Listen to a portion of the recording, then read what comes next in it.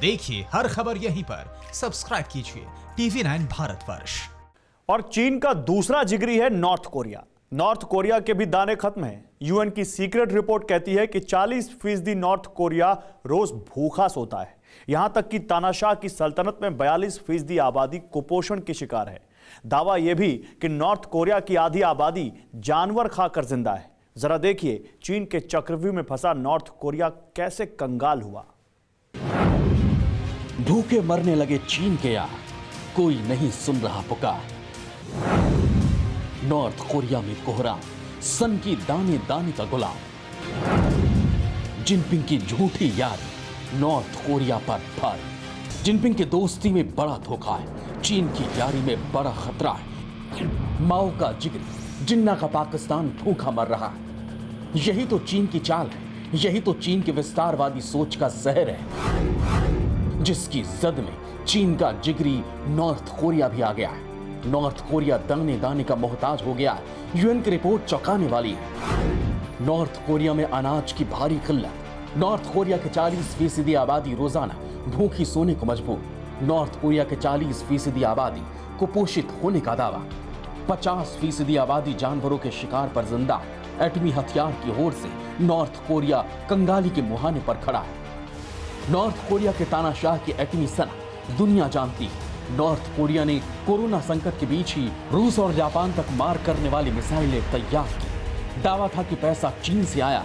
हकीकत यह है कि मिसाइलें चीन से आई थी, क्योंकि नॉर्थ कोरिया का खजाना खाली है। 50% आबादी जानवरों के शिकार पर जिंदा है। चीन का दोस्त नॉर्थ कोरिया कंगाल हो चुका है, लेकिन तानाशाह के सामने भूख से मरती आवाम मुंह तक नहीं खोलती। नॉर्थ कोरिया में एक और कानून तानाशाह ने बनाया है। लोगों को एक हफ्ते में सिर्फ एक ही बार खाना खाने का फरमान है। नॉर्थ कोरिया का खजाना खाली है, भूखी आवाम गृह युद्ध छेड़ सकती है। ऐसे में तानाशाह ने सबसे भयंकर फरमान जारी किया। एक शोध बताता है कि नॉर्थ कोरिया की 60% आबादी मोटापे से पीड़ित है। नॉर्थ कोरिया का हर दूसरा इंसान मोटा है। नॉर्थ कोरिया भूख से बेहाल है। कंगाली छिपाने के लिए नॉर्थ कोरिया में मोटापे पर नया कानून बनाया है। 40 दिन तक मोटे लोगों की रोटी बंद कर दी है।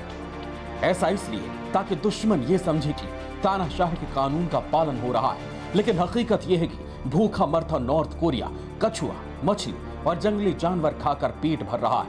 इंटरनेशनल बैन के बदौलत नॉर्थ कोरिया आर्थिक तंगी झेल रहा है। एटम बम वाले तानाशाह का गुरूर मिट्टी में मिल चुका है। इसलिए कोरिया समंदर में किम अवैध रूप से रेत बेच रहा है। इससे पहले किम पर अवैध रूप से भारी मात्रा में कोयला और दूसरे सामान बेचने का आरोप लगाया गया था। किम पहले भी रेत के कारोबार से खरबों रुपए कमा चुका है और अब खजाना खाली होने के बाद वो फिर से अपने इसी पुराने धंधे पर लौटा है। तारीख 28 मई 2020, हाइजो बंदरगाह, नॉर्थ कोरिया। रेत के 100 जहाज कैप्चर। कोरिया समंदर का एक सिरा किम की सल्तनत को भी छूता है।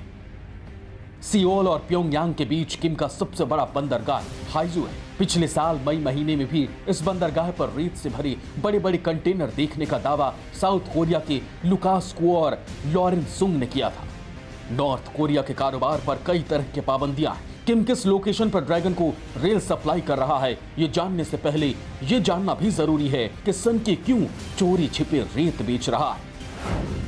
साल 2017 में यूएन ने नॉर्थ कोरिया पर बैन लगाया। बैन के तहत नॉर्थ कोरिया पत्थर या रेत निर्यात नहीं कर सकता। किम का रेत बेचना इंटरनेशनल कानून का उल्लंघन है। 2019 में रेत से किम ने $22 मिलियन कमाए। किम की रेत चोरी पर एक रिपोर्ट साल 2019 में यूएन ने जारी की थी। रिपोर्ट में दावा किया गया कि सन की किम जोंग ने कोरियाई समंदर के जरिए 2008 में किम ने साउथ कोरिया को बड़े पैमाने पर रेत बेची। रेत की कीमत करीब 73.35 मिलियन थी, लेकिन कुछ वक्त बाद किम ने डील रद्द कर दी।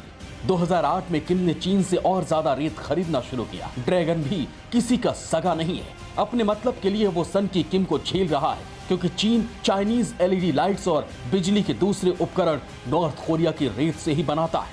किम की रेत ड्रैगन मिट्टी के भाव लेता है और फिर उसी किम को उपकरण बनाकर मोटे दामों में बेच देता है। साफ है कि अब पाकिस्तान की तरह नॉर्थ कोरिया भी चीन की गुलामी में भूखा मर रहा है। Bureau report, TV9 Bharatvarsh. News top 9 रोज सुबह 7 बजे और शाम 7 बजे सिर्फ TV9 भारतवर्ष पर।